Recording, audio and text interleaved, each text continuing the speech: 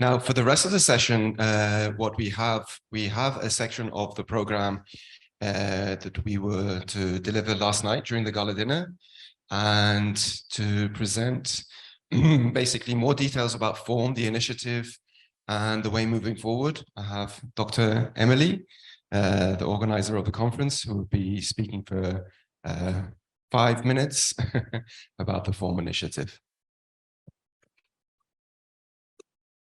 I promise I'll be brief, because even though we've had yummy snacks already, I imagine everyone is also quite keen for lunch. So very quickly, I want to talk to you about the F.O.R.M for Open Research in MENA, because today's event is just the beginning. Now, as we all know, the production and promotion of open research is becoming increasingly important. Your attendance here today, everyone online. Yes, I will need a clicker. Thank you. I hadn't thought of that. All of you online, and we've had so many registrants, even up to 10 minutes ago, we were still getting more people registering, which I think really shows the appetite for learning more about this topic. So it's not only a primary concern for all areas of the academic ecosystem, but also impacts the commercial and industrial sectors, and is crucial to the development of successful knowledge economies across the world. And the MENA region, see if the clicker's working? Yes. The MENA region, with our rapidly developing and increasingly advanced higher education sector and the numerous well-funded research networks, has the capacity to lead this transition, to be at the forefront of the global shift in the way research ecosystems operate. We only have to look at some of the most recent data released to see our potential. Almost 200 universities from this region are now included in various university ranking systems. A growing number are in the global top 500. And crucially for today's session, as has been mentioned in a number of sessions over the past 2 days, many of the region's institutions are now included in the UN Sustainable Development Goal ranking system. And 3 of them appear in the global top 3 for various metrics, and most impressive of all, King Abdulaziz University now ranks 4th overall in the whole world. Now, all of this, it's a hugely amazing achievement, particularly given the comparative youth of many of these institutions. After all, although as we all know, some of the region's oldest universities are in the world, also in this country specifically, it also has some of the youngest in this region. But while it's wonderful to see such strong support for the SDGs by some universities, the adoption of open science practices and policies remains comparatively limited overall in the region. Now, we at Knowledge-E, and more importantly, the Knowledge-E Foundation, believe that increasing the accessibility and visibility of research is key to ensuring the sustainability of scholarly ecosystems.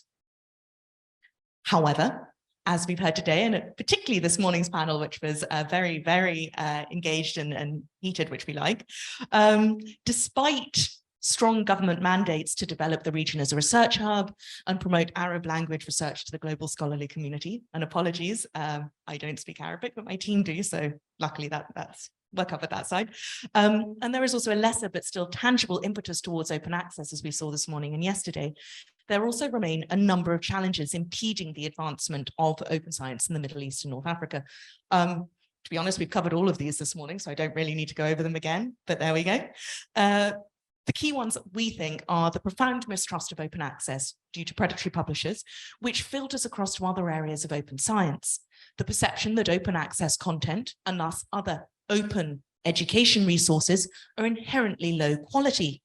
A general misunderstanding or lack of awareness about the benefits of open science, limited accessible resources, limited infrastructure, and on occasion, again, as we've heard over the last couple of days, unsupported policies, both institutional and national. And that's why we're launching the F.O.R.M for Open Research in MENA. There we go. A non-profit membership organization focused on the specific needs of research libraries and research institutions just starting out on their journeys to openness. We want to help create and share actionable insights and help the development of practical policies relating to the implementation of open science frameworks. Lost my place. It happens. The need for which has been mentioned repeatedly during the last few days. Our focus is therefore on providing institution-level support, tools and resources for libraries, higher education institutions, research councils and policymakers. As Dr. Nazar said in one of his many appearances at this event, it isn't enough to tell people that something needs to be done. You need to make sure that they actually know how to do it. And that's where we want to come in, supporting rather than driving activities related to capacity building, infrastructure and policy development, international collaboration, and increasing the global visibility of Arabic research. This initiative will align with the goals and values established by UNESCO's Open Science recommendations and complement the high-level national and international projects by groups such as UNESCO and ASRIN. Our mission, as we can see here, is to empower and enable research institutions by providing useful resources and nurturing a collaborative regional community. We want to help create and share actionable insights and help with the development of practical policies relating to the implementation of open science frameworks for research libraries and higher education institutions such as yourselves. Our goals are to build and maintain trust in open science, to foster community collaboration, to provide the tools and resources to empower all stakeholders, and as I mentioned before, to generally increase the visibility and accessibility of Arab language research. But we're not the specialists, despite organizing the event today. You guys are the specialists. So we aim to rather encourage cultural change by acting as a catalyst, bringing the specialists and stakeholders together and facilitating cross-regional dialogue. And I have to say, apropos of nothing, I'm really delighted at how successful we've been at this first stage at this event. I think we're off to a good start. Key stakeholders, as you can see here, will include regional councils, educational policymakers, higher education institutions, libraries, solutions providers, and of course, the wider research community. We'll have a nucleus of regional partners comprised of regional libraries, universities, and research councils, and also institutional members who are signatories of our mission and agree to work with us towards our goals. And it's worth stressing here, before you think that we're going to ask for money, that membership is free. So I really do hope after this event, you do encourage your institutions to join. So what are the benefits of joining? As you can see here, we'll have 4 key focus areas. The forum will be our flagship annual event, providing an accessible arena online and in person for member institutions and regional stakeholders to collaborate, exchange ideas, and discuss communal challenges and solutions. It'll also be an opportunity for publishers and technology providers to present on developments that support our goals. So again, we're very glad to have so many of you here today. Our plan is to host the physical elements of this event in a different country each year to ensure that everyone can attend. So again, if any of you would like us to come to your country in the future, do let us know. We're always looking for partners. And in addition, we'll also host community development activities throughout the year. These include working groups to address key areas that we think everyone should be working on, and also workshops and webinars from global experts and solutions providers. And I'm delighted to say we already have events in the planning stage with PKP, ORCID, Crossref Plus, the Directory of Open Access Journals, the International Science Council, and OAPN, and even more further down in the pipeline. And more details for all of these events will be made available on our website later in the year.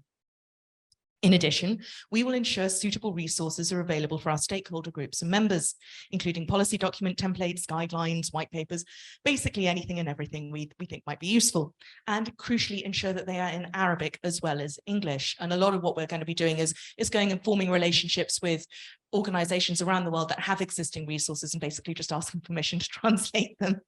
And finally, we want to develop institution level goals for the members to work towards. Simple, practical, and realistic, together with evaluation frameworks so they can monitor and measure their own successes. The idea effectively is to focus on providing the resources for those that need them and ensure that they are accessible for everyone, easy to find and easy to use. Over time, we hope to widen our network so people recognize that resources are available, that we are here, and that they can be part of an inclusive and supportive regional community working together to overcome the barriers to openness.